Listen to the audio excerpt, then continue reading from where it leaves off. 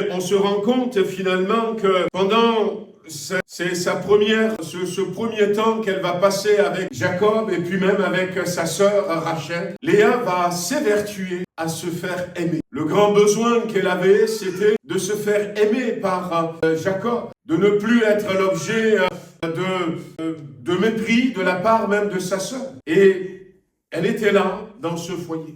La Bible dit au verset 31, l'Éternel Dieu a vu que Léa n'était pas aimée. Et Dieu va voir ce que vit cette femme. Tout à l'heure, il y a cette parole qui était sortie et cette parole dit Dieu te voit. Léa nous montre que Dieu nous voit. Dans la souffrance que nous pouvons traverser, dans les difficultés que nous pouvons avoir, le désir profond de notre cœur, Dieu nous voit, frères et sœurs. Dieu te voit, il sait comment tu es, ce que tu as dans ton cœur. C'est l'ennemi qui veut nous faire croire que Dieu ne nous voit pas, que Dieu ne nous entend pas.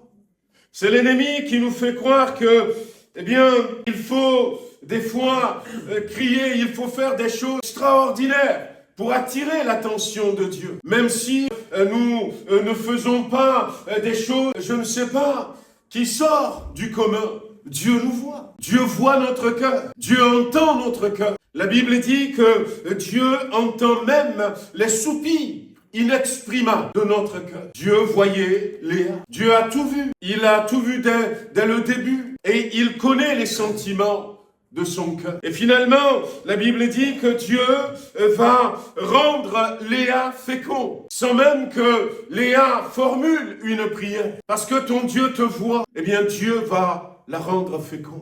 Et la Bible dit que Léa, va donner naissance à son premier fils. Elle devint enceinte et enfanta un fils, à qui elle donna le nom de Ruben. Car elle dit, l'Éternel a vu mon humiliation, et maintenant mon mari m'aimera. Et dans ce premier temps de sa vie avec Jacob, Léa était toujours en recherche d'estime, en recherche d'amour, en recherche de reconnaissance. Et elle avait réalisé à un moment donné que Dieu avait son regard sur lui, sur elle.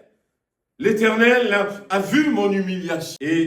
Mais elle a donné à son garçon le nom de Ruben. Maintenant, mon mari m'aimera. Et puis, Dieu ne s'était pas arrêté là. Son humiliation à Léa ne s'était pas arrêtée. Ça avait continué. Et à un moment donné, elle va enfanter un deuxième fils. Et puis, elle dira, l'Éternel a entendu que je n'étais pas aimée. Parce que malgré le premier fils de Jacob qu'elle avait donné, malgré la joie peut-être de Jacob, l'amour pour Léa